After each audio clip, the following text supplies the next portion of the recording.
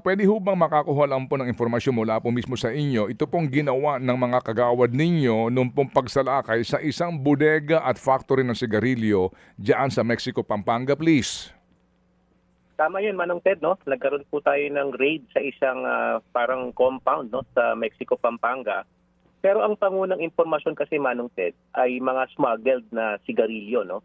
At in the process of serving nitong ating letter of authority na sign po ni Commissioner Ariel Pomoceno, doon lang po natin natuklasan na meron po silang ginagawang manufacturing processes at talaga pong industrial yung kanilang mga kagamitan, no?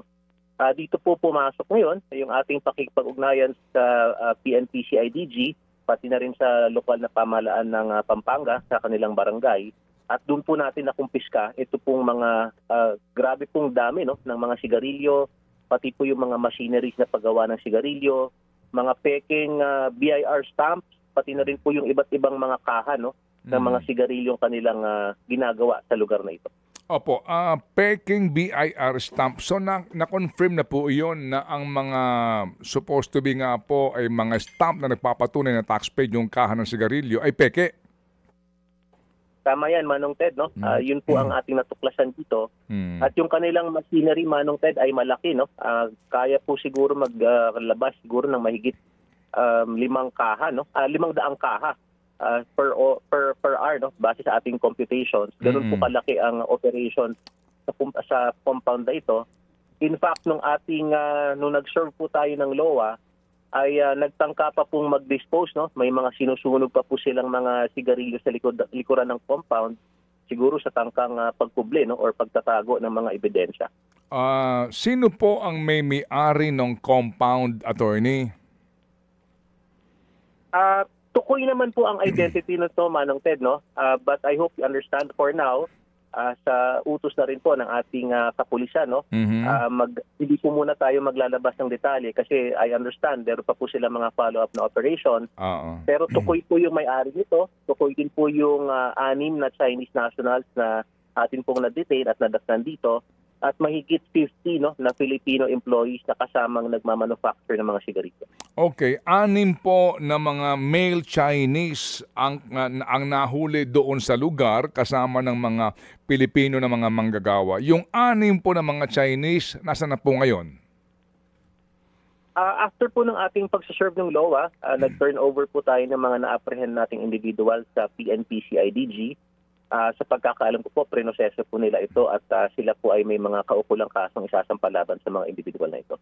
Opo, ito hong mga Chinese na ito, ano pong balita natin? Ito ba ay mga talagang purong Chinese po ito? Ito ho ba ay nakausap na po ng inyong mga kagawad para malaman natin kung ang lawak ng kanilang operasyon? Nakita ko po sila, Manong Ted, no, personal, at sinubukan ko rin pong kausapin. Kaya lang po, hindi po talaga nakakaintindi ng English, no. Pinaubayan po natin yung investigasyon sa ating mga kasamahan sa PNP-CIDG upang sa patuloy pang operasyon dito. Pero hindi po sila nakakaintindi ng English. Talaga pong purong Chinese ang kanilang salita.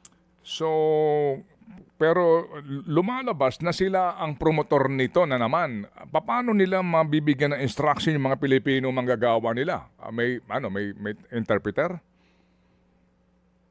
Parang meron din tayong nahuling ganun, Manong Ted, no? Siya po yung parang tumatayong translator at interpreter sa mga Chinese.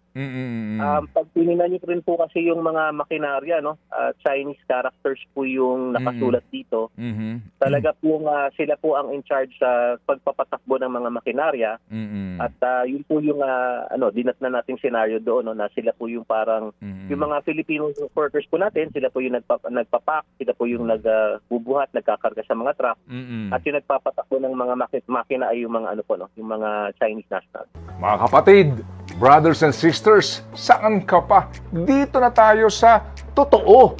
Dito na tayo sa True FM. Mga kapatid, mag-subscribe and follow po kayo sa social media accounts ng True Network PH. Yan po kami, hanapin nyo lang True Network PH, Facebook, Instagram, YouTube, TikTok, and podcast. Mapa Apple or Spotify man yan, mahahanap nyo kami. Lahat ng mga napapanood at napapakinggan nyo po sa programa, nasa social media accounts namin yan. So, paano mga kapatid? See you sa social media!